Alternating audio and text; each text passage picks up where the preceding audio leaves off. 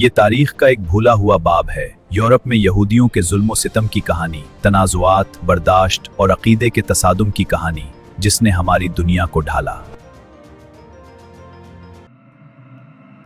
Europe में यहूदियों की तकलीफ़ों की लंबी दास्तान एक नए मजहब के साथ शुरू हुई, जिसने बात तो मोहब्बत और नजात की, लेकिन जल्द ही यहूदियों को अपने से अलग कर दिया। शुरुआती ईसाई पेशवाओं ने अपने अकीदों को पुराने तौर तरीकों से अलग करने की कोशिश की, जिसकी वजह से यहूदी समाज में अकेले पड़ गए। 5वीं सदी में ये अलगाव एक कानून बन गया। बादशाह थियोडोसियस द्वितीय ने यहूदी धर्म की बुराई की और सरकारी तौर पर उन्हें ईसाई हुकूमत में कमतर दर्जा दे दिया। जुल्म का ये सिलसिला तेजी से फैला। फ्रैंकिश इलाकों से उन्हें निकाल दिया गया और स्पेन में बच्चों को उनके परिवारों से छीनकर जबरदस्ती मजहब बदलवाया गया। बाइजेंटाइन सल्तनत में उनकी इबादत पर पूरी तरह पाबंदी लगा दी गई। जब सलीबी जंगें शुरू हुईं तो ये नफरत कत्लेआम में बदल गई। डेउस वुल्ट के नारों के साथ सलीबी फौजियों ने यरूशलेम के रास्ते में आने वाली तमाम यहूदी बस्तियों को तबाह कर दिया। पूरे यूरोप में यहूदियों के जमीन खरीदने पर रोक लगा दी गई और उन्हें कारोबार से भी बाहर कर दिया गया, जिससे उनकी रोजी रोटी छिन गई। चर्च के कानूनों ने उन्हें समाज से बिल्कुल काट दिया।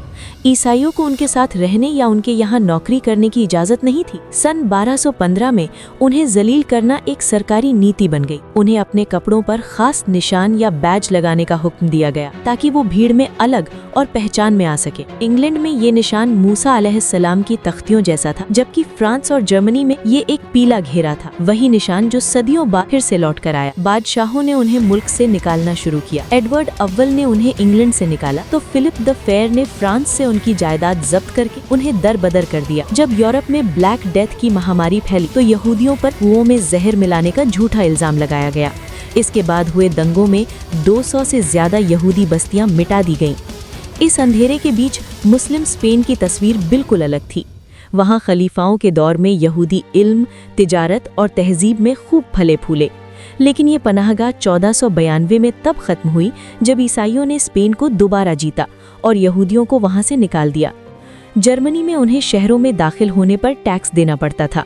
वेनिस में उन्हें घेटो नाम की तंग बस्तियों में कैद कर दिया गया।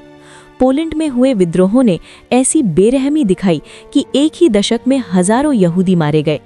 रूसी ज़ारों के दौर में दुनिया के आधे यहूदियों को पेल ऑफ सेटलमेंट के इलाके में रहने पर मजबूर किया गया, जो इतिहास का सबसे बड़ा घेटो था। बच्चों को जबरदस्ती बरसों के लिए फौज में भर्ती किया गया और उनकी औरतों पर अपमानजनक पाबंदियां लगाई गई। 1880 में यहूदी बस्तियों पर बड़े हमले हुए, जिनमें अक्सर फौजियों ने भी साथ दिया।